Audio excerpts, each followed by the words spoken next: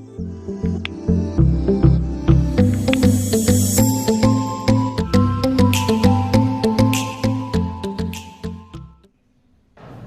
Good morning students, welcome back to mathematics class. Student last lecture में हमने quadratic equation जो हमारा चल रहा था चैप्टर, उसमें प्रैक्टिस सेट 2.5 जो है वो 2.4 तक हमने कंप्लीट किया था। आज की इस वीडियो में 2.5 पढ़ने वाले हैं। 2.5 यानी जो टॉपिक है वो है student application of quadratic equation. Quadratic equation के एप्लीकेशंस क्या है, क्वाड्रेटिक इक्वेशन क्यों पढ़ रहे हैं, ठीक है। तो इसमें जनरली स्टूडेंट क्वाड्रेटिक इक्वेशन में वर्ड प्रॉब्लम है, जैसे इस टाइप के वर्ड प्रॉब्लम, किसी का एज फाइंड करना है या कोई वर्ड प्रॉब्लम देखेंगे। तो वर्ड प्रॉब्लम में स्टूडेंट दो तीन बातें आपको याद रखना है, तो आपको वर्ड प्रॉब्लम इजीली आ जाएगा। फर्स्ट ऑफ ऑल आपको वर्ड प्रॉब्लम समझ में आना चाहिए। उसमें क्वाड्रेटिक इक्वेशन है, इसमें दो कंडीशन दी रहेंगी और लास्ट में क्या होता है स्टूडेंट, क्वाड्रेटिक इक्वेशन में या कोई भी वर्ड प्रॉब्लम में जो हम फाइंड करते हैं वही किसी वेरिएबल से हमको डिनोट करना पड़ता है। जैसे इस एग्जांपल में मुझे फाइंड हर प्रेजेंट टेंस बोला है, प्रगति का प्रेजेंट टेंस फाइंड करने के बोला है। मुझे पता नहीं प्रगति का प्रेजेंट टेंस, लेकिन मुझे फाइंड करना है, तो मैं क्या करता हूँ, उसको एक से किसी वेरिएबल से वो डिनोट करता हूँ, ठीक है। और फिर जो कंडीशन है वो कंडीशन को मैं सिंबॉलिक फॉर्म में लिखूंगा। सिंबॉलिक फॉर्म में लिखने के बाद उसका इक्वेशन बनाऊंगा और उस इक्वेशन को सॉल्व करूंगा। तो मुझे x के दो वैल्यू देंगी, उसमें एक जो वैल्यू है वो नेगेटिव आ सकती है, तो वो वैल्यू आपको नहीं लिखनी है। जो पॉजिटिव वैल्यू है वो आपका सही आंसर है। फिर लास्ट में हम वर्ड प्रॉब्लम पढ़ रहे हैं स्टूडेंट, तो वर्ड प्रॉब्लम का आंसर वर्ड फॉर्म में ही लिखना है। बहुत सारे स्टूडेंट को मैं हर बार बोलता हूँ कि वर्ड प्रॉब्लम में इसलिए उसका आंसर वर्ड में लिखना जरूरी है, नहीं तो फिर आपका हाफ मार्क उसमें चला जा सकता है, ठीक है। इसलिए ये भी आपको याद रखना है कि वर्ड प्रॉब्लम में इसलिए लास्ट में जो आंसर है वो वर्ड प्रॉब्लम ही लिखना है। सबसे पहले जो वर्ड प्रॉब्लम उसको अच्छे से पढ़ लो, क्या फाइंड करना है, कौन सी कंडीशन दी है, फिर जो फाइंड करना है उसको वेरिएबल से डिनोट कर लो। उसके बाद सिंबॉलिक फॉर्म में कंडीशन लिखो, उसका इक्वेशन बनाओ, उसको सॉल्व करो, ठीक है। देखो स्टूडेंट फर्स्ट एग्जांपल पढ़ते हैं। Product of Pragati age 2 years ago and 3 years hence। Product of Pragati age, product of Pragati age क्या बोला है, 2 years and 2 years एज एगो, एगो यानी उसके पहले, और 3 years उसके बाद में। इन दोनों एज का जो प्रोडक्ट है प्रगति का 2 year एगो और 3 years बाद का जो प्रोडक्ट है वो 84 है। Find her present age. तो स्टूडेंट मुझे अगर उसका प्रगति का प्रेजेंट एज पता है तो ही मैं 2 साल पहले का एज बता सकता हूँ या 3 साल बाद का एज बता सकता हूँ। मान लो उसका एज 5 years है, तो 2 साल पहले उसका एज कितना होगा, 3 होगा, और 3 साल बाद 8 होगा। लेकिन मुझे भी 5 मैंने एग्जांपल बताया आपको, लेकिन मुझे अभी पता नहीं है उसका प्रेजेंट एज क्या है प्रगति का। तो फर्स्ट ऑफ ऑल मैं प्रगति का जो प्रेजेंट एज है मुझे ये फाइंड करने के लिए है, फाइंड हर प्रेजेंट एज। तो मैं किसी वेरिएबल से डिनोट करता हूं स्टूडेंट। लेट प्रगति एज बी x years। मैं प्रगति का एज क्या लिख रहा हूं, x years लिख रहा हूं। Now then 2 years ago, then 2 years ago Pragati age was x minus 2 years।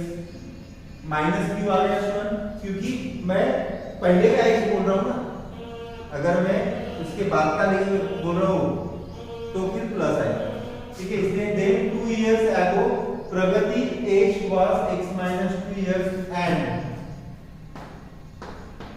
after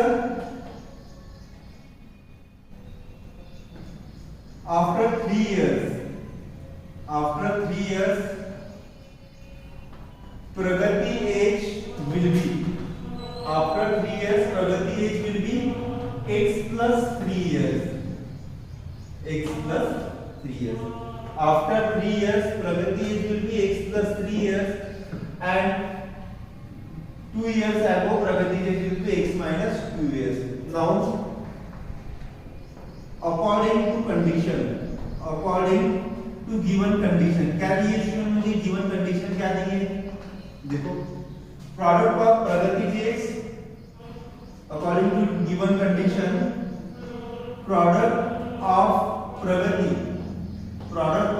Pragati age 2 years ago and 3 years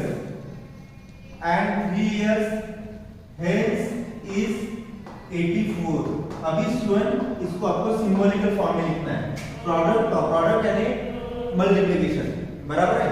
तो product of Pragati is 2 years. 2 years का एज कितना होगा?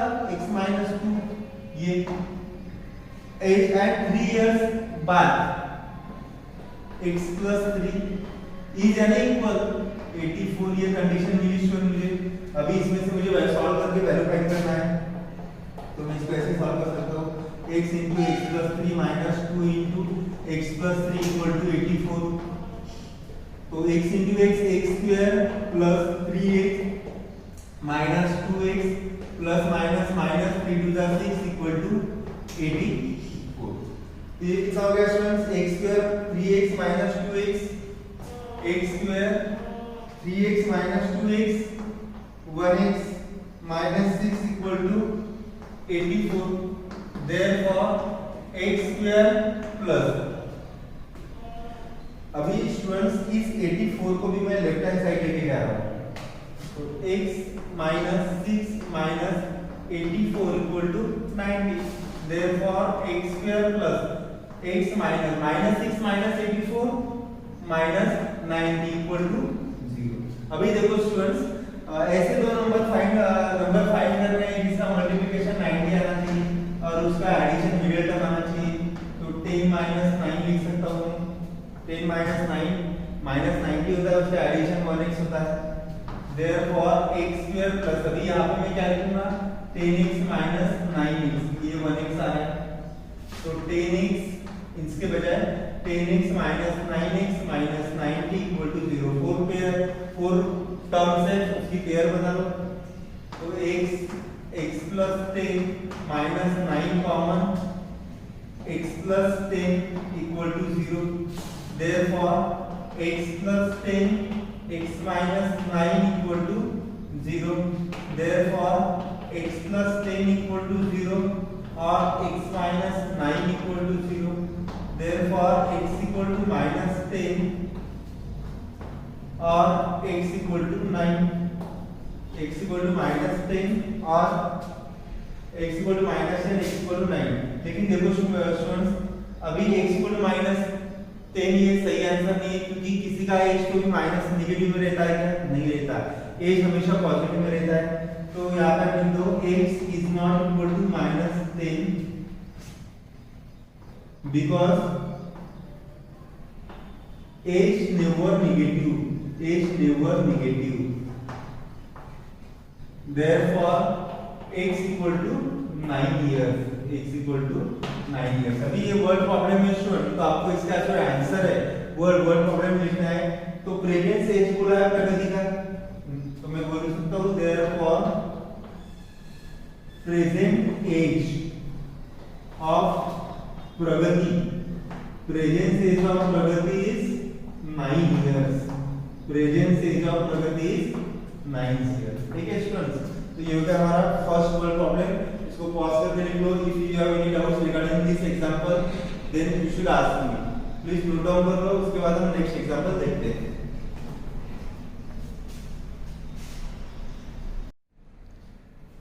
देखो स्टूडेंट्स, उसके बाद थर्ड वाला क्वेश्चन देख लेते हैं. सेकंड वाला क्वेश्चन देख लेते हैं. The sum of square of two consecutive even. यहाँ पे थोड़ा करेक्शन है students.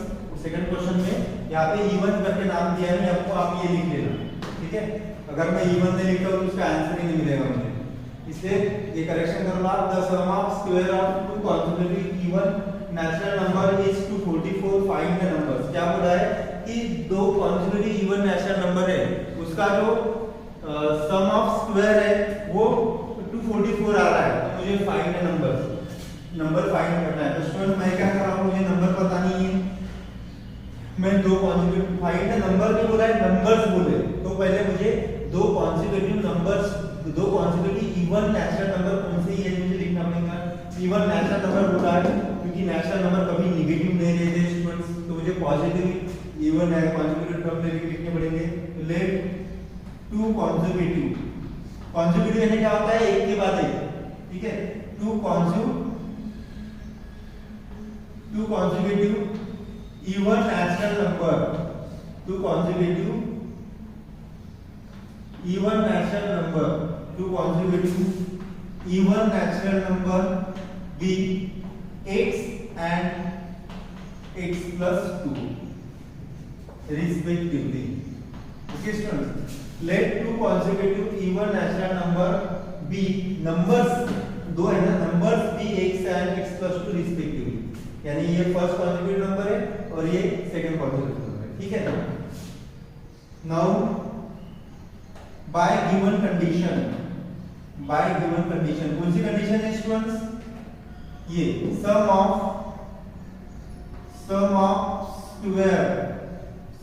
square of two consecutive even natural number,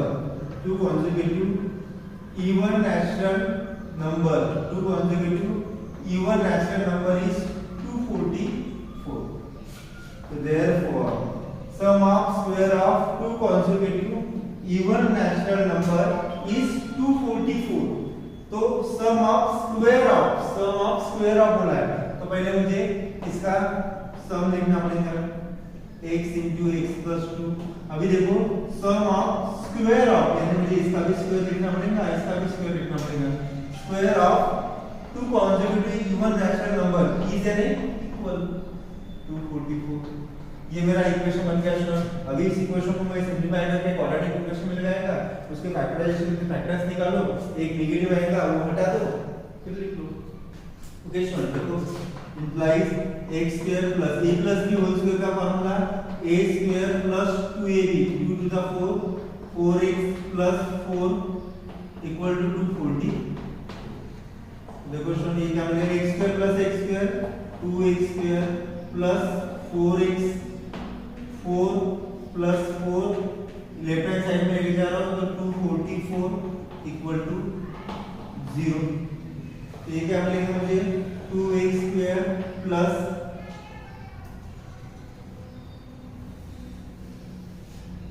4x plus minus 244 यानी कितना आएगा, 240 आएगा, 240 इक्वल टू 0। यहाँ से देखो स्टूडेंट सभी इवन नंबर है, तो मैं यहाँ से 2 कॉमन ले सकता हूँ, तो क्या मिलेगा मुझे, therefore x square plus 2 divide से 2 से डिवाइड कर रहा हूँ मैं, तो ये 2 चला जाएगा, यहाँ पे 2x आएगा माइनस 240 अपॉन 2 यानी स्टूडेंट्स 120 इक्वल टू 0। फैक्टर्स बना लो इसके, माइनस 120 12 माइनस 10, तो 12x minus 10x equal to 2x, ये फैक्टर्स आएंगे। तो देखो therefore x square plus 12x minus 10x minus 120 equal to 0। Therefore इसकी पेयर बना लो, x common x plus 12 minus 10 common minus आएगी कॉमन, तो माइनस की जगह x plus 12 equal to 0।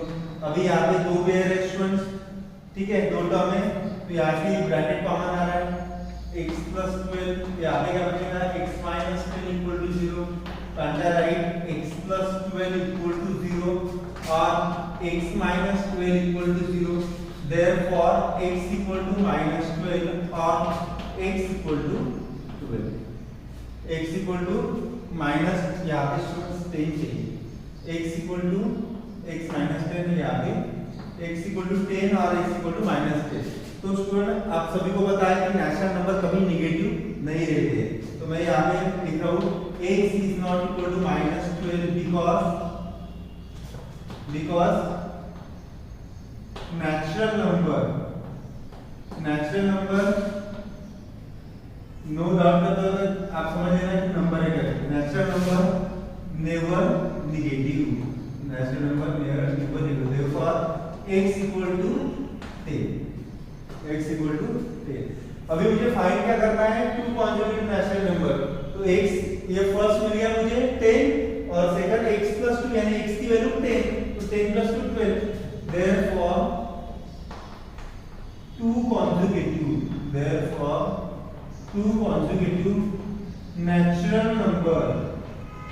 two consecutive natural number will be first x यानी 10 and x plus 2 यानी 10 plus 2 equal to 12. That is first consecutive number 10 और second consecutive number 12.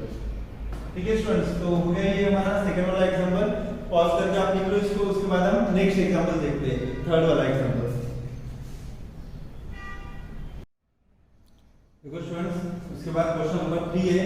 ये activity based question है. Activity based question जो है वो आपको 3 mark के लिए या 2 मार्क के लिए आता है, लेकिन ये एक्टिविटी 3 मार्क के लिए आ सकती है. इसको इसलिए अच्छे से प्रिपेयर कर लो स्टूडेंट. ठीक है, देखो question 3, what we have to given in this example. In the orange garden of mister Madhusudan. Madhusudan का एक ऑरेंज का गार्डन है, उसमें देयर आर 150 ऑरेंज ट्रीज. उनके गार्डन में 150 ऑरेंज ट्री है. The number of trees in each row is 5 more than. अभी देखो, the number of trees in row, ये हमेशा हॉरिजॉन्टली रोज रहते और ये क्या रहते हैं, कॉलम रहते. क्या बोला है इन्होंने, the number of trees in each row is 5 more than each column. ठीक है, अगर एक कॉलम में 2 ट्री है तो रो में कितने चाहिए, 5 मोर यानी 2 5 अगर 2 है तो उससे 5 ज्यादा यानी 7 बराबर है. इसमें एक अगर है कॉलम में एक ट्री है तो रो में कितने रहेंगे, 5 ट्रीज रहेंगे, क्योंकि यहाँ पे बोला है कि number of trees in each row is 5 more than each column. Find the number of trees in each column with help of following flow chart. यहाँ पे आपको फ्लो चार्ट में इंफॉर्मेशन दी है. Number of trees in column x, number of trees in row, number total number of, बस कितना दिया है मुझे, number of trees in column b. ये भी नहीं दिया है, आई थिंक ये मैंने डिनोट किया, हमको डिनोट करना है. x इतना दिया है, number of column is x, number of trees in row कितनी रहेंगी ये मुझे फाइंड करना है. टोटल नंबर ऑफ ट्रीज कितनी रहेंगी ये भी फाइंड करना है. Number of trees in column, column में कितनी ट्रीज रहेंगी, 5x. You have to find the value of x. After that frame quadratic equation लिखना है मुझे. यहाँ पे मैं थोड़ी सी स्पेस बढ़ा देता हूँ क्योंकि यहाँ पे आंसर आएगा क्वाड्रेटिक इक्वेशन का. उसके बाद नंबर ऑफ ट्रीज इन रो, रो में कितनी ट्रीज रहेंगी. ठीक है स्टूडेंट, तो आंसर तो मुझे डायरेक्ट मैं अभी पुट कर सकता हूँ.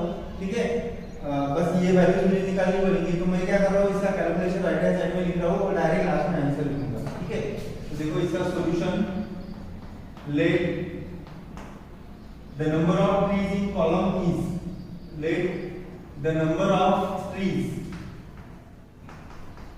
The number of trees in column is x.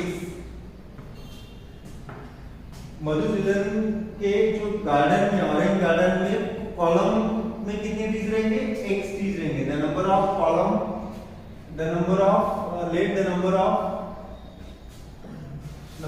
Trees, number of trees in column is x. Okay students, उसके बाद then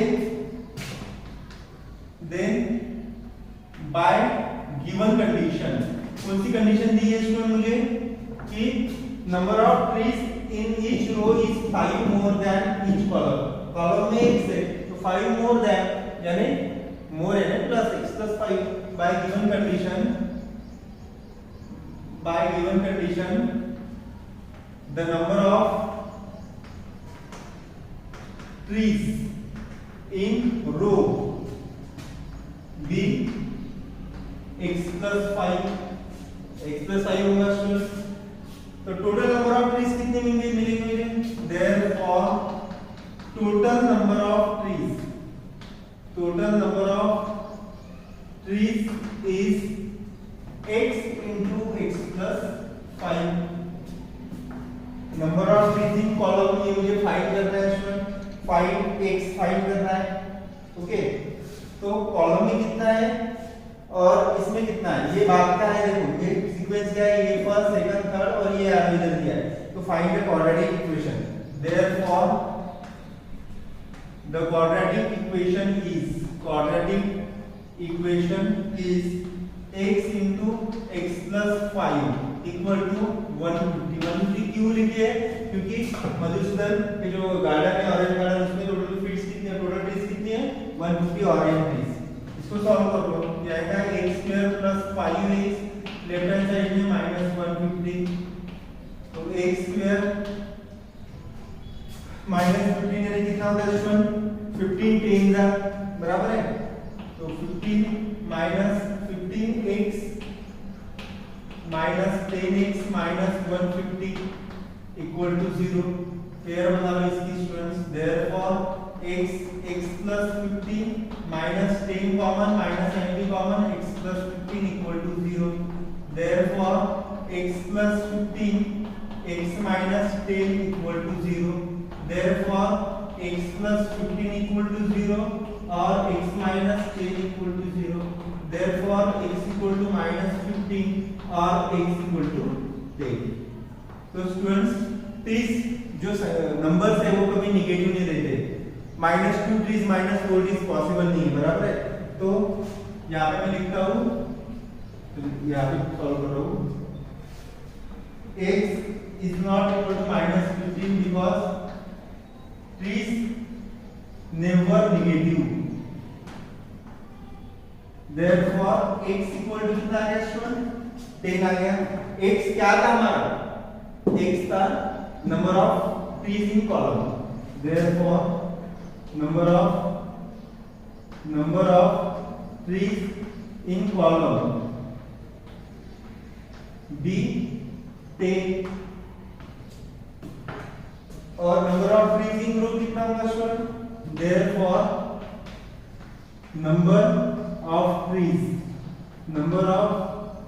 trees in row will be रो कितने थे x plus 5 will be x plus 5 यानी x की value 10, तो 10 plus 5 15 trees। तो देखो student यहाँ पे ये हो गया था नंबर ऑफ ट्रीज इन रो कितना आएगा x plus 5 क्योंकि पास से मोर है। टोटल नंबर ऑफ ट्रीज कितना है, इसका मल्टीप्लिकेशन है x into x plus 5। उसके बाद क्या बोला है फ्रेम क्वाड्रेटिक इक्वेशन, तो x into x plus 5 equal to total कितना है 150 ट्रीज है। इसको स्टैंडर्ड फॉर्म में लिखने के बाद सॉल्व किया मैंने, फाइंड x की वैल्यू कितनी आ गई मेरी 10 आ गई। Number of trees in column ये भी 10 ही आ गया। उसके बाद number of trees in row 10 plus 5 15 trees, बराबर है। यहाँ ऑलरेडी ट्रीज लिखा है 15 ही लिख दो। तो ये हो गया स्टूडेंट थर्ड वाला एग्जांपल। इस example is very very important, exam में इस टाइप का क्वेश्चन आ सकता है आपको, ठीक है स्टूडेंट, नोट डाउन कर लो इसको। उसके बाद हम नेक्स्ट एग्जांपल देखते हैं। देखो स्टूडेंट उसके बाद हम नेक्स्ट एग्जांपल देख रहे हैं। Vivek is older than Kishore by 5 years. Vivek Kishore से बड़ा है, ओल्डर यानी क्या होता है बड़ा होता है। विवेक किससे बड़ा है, किशोर से बड़ा है, लेकिन किशोर का एक पता है कि मुझे नहीं पता है, तो पहले मुझे किशोर का एज देना पड़ेगा 1, तब मैं बोल सकता हूँ कि ये इतने साल से बड़ा है, ठीक है। तो Vivek is older than Kishore by 5 years. The sum of the reciprocal of their ages is 1/6। Reciprocal यानी x का रेसिप्रोकल 1/x आता है, 2 का रेसिप्रोकल 1/2 आता है, ठीक है। फाइंड देयर प्रेजेंस, तो मैं पहले किसका प्रेजेंस दूंगा, किशोर का, क्योंकि किशोर से ये 5 साल से बड़ा है Vivek. Let present age of Kishore be x year, then Vivek is older than Kishore by 5 years। 5 years से बड़ा है विवेक। therefore एज ऑफ, यहाँ पे आप ऐसा लिख सकते हो by condition, therefore age of Vivek be x plus 5 years, क्योंकि वो 5 साल से बड़ा है। ओके स्टूडेंट्स, उसके बाद देखो नाउ बाय कंडीशन, कौन सी condition, sum of their reciprocal, by condition sum of their reciprocal, sum of their reciprocal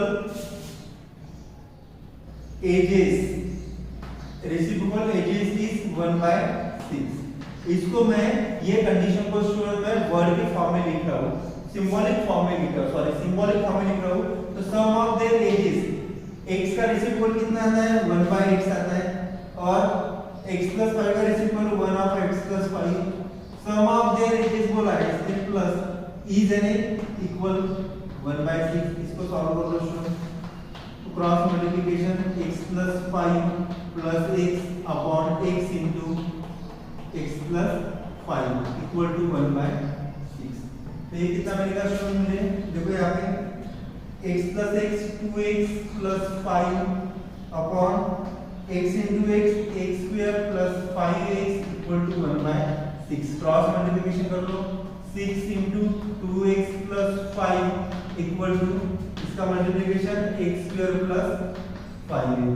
solve कर लो, 6 2 जा 12x + 5 2 जा 6 5 जा 30 x² + 5x। अभी मुझे इसको क्वाड्रेटिक इक्वेशन बनाना है, तो क्या करूंगा स्टूडेंट मैं, देखो x² + 5x, इसको राइट हैंड साइड में क्या आएगा -12x - 30, और यहाँ पे क्या बचेगा 0 बचेगा।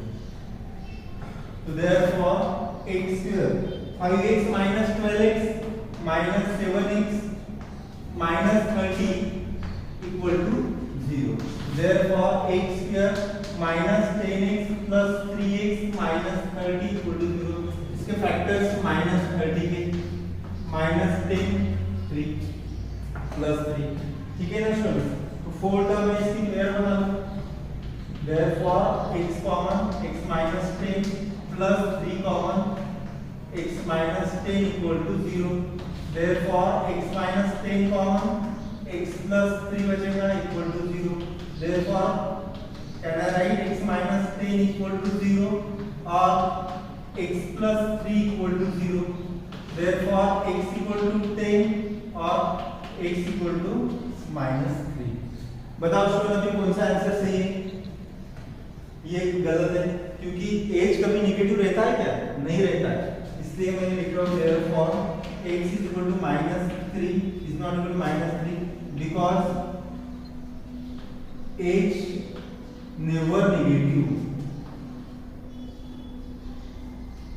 age never negative, therefore x equal to क्या आएगा 10 years आएगा। किसका आएगा ये students? Present age of Kishore, therefore present age of Kishore will be 10 years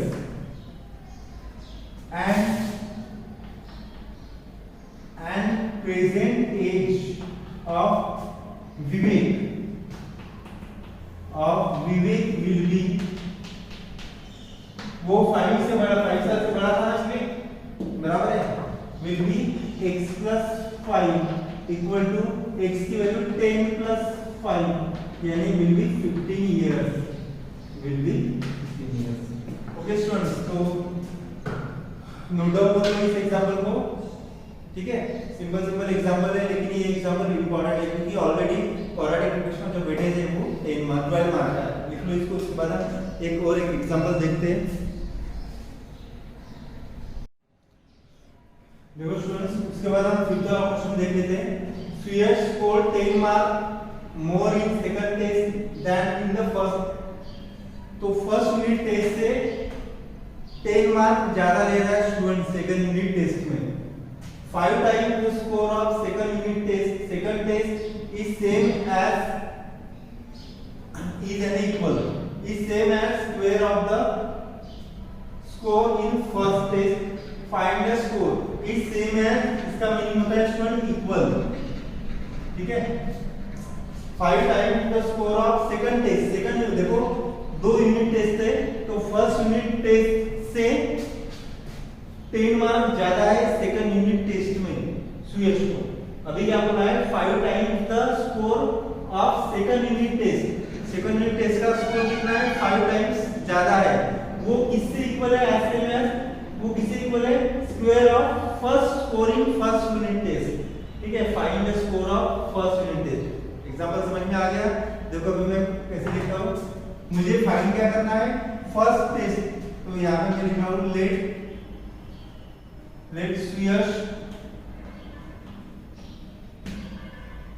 Suyas score in first test is x।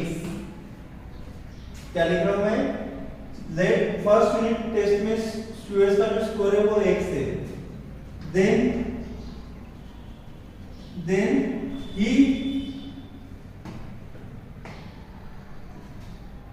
score of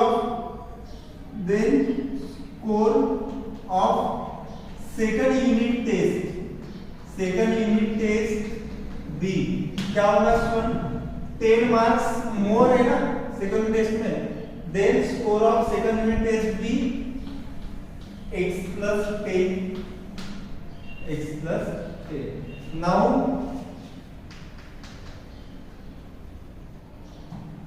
by given condition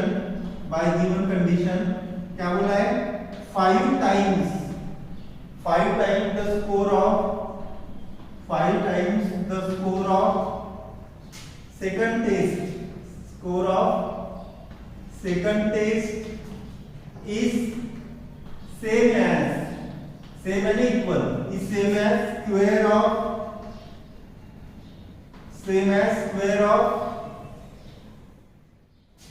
score in first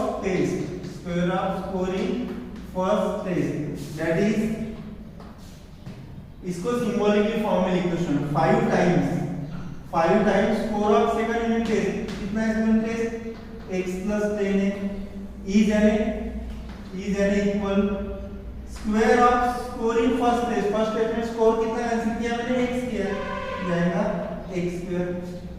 अभी इसको solve कर लो स्टूडेंट, क्वाड्रेटिक इक्वेशन का formula 5x plus 5 times 50 x square, तो क्या बनेगा मुझे therefore x square minus 5x minus 50 equal to 0। इसके फैक्टर्स निकालो स्टूडेंट्स, माइनस 50 के फैक्टर्स क्या आएंगे, 10 5 होता है ना, 10 minus 10 5, क्योंकि यहाँ पे मिडिल साइन है माइनस, इसलिए मैंने यहाँ पे माइनस साइन लगा दी है, तो x square minus 10x plus 5x minus 50 equal to 0। इसकी क्लियर बता लो student, therefore x common x minus 10 plus 5 common x minus 10 equal to 0। therefore x minus 10 x plus 5 equal to 0। therefore x minus 10 equal to 0 or x plus 5 equal to 0। therefore x equal to 10 or x equal to minus 5, x equal to 10 or x equal to 10 or x equal to minus 5। but अभी देखो student, score कभी negative रहता है क्या, नहीं रहता है, but score never negative, therefore x is not equal to minus 5, therefore x equal to 10। तो फर्स्ट यूनिट टेस्ट में स्कोर कितना आएगा, therefore